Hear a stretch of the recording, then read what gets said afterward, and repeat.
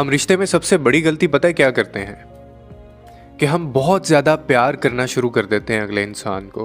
और शायद हमें ये लगता है कि अगर हम उसको बहुत ज़्यादा प्यार देंगे तो वो हमसे खुश होगा और हमें कभी ज़िंदगी में छोड़ेगा नहीं। और प्यार भी हम उसको ज़रूरत से ज़्यादा दे देते हैं।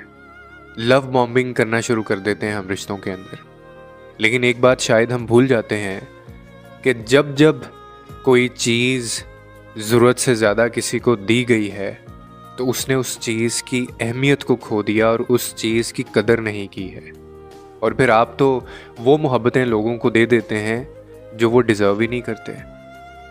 तो फिर आप ही बताइए कि एक बंदे की औकात ही नहीं है, वो चीज़ डिज़र्व ही नहीं करता, तो फिर वो इसका मान कैसे रखेगा? शायद रिश्ते में यही गलती हुई है आपसे।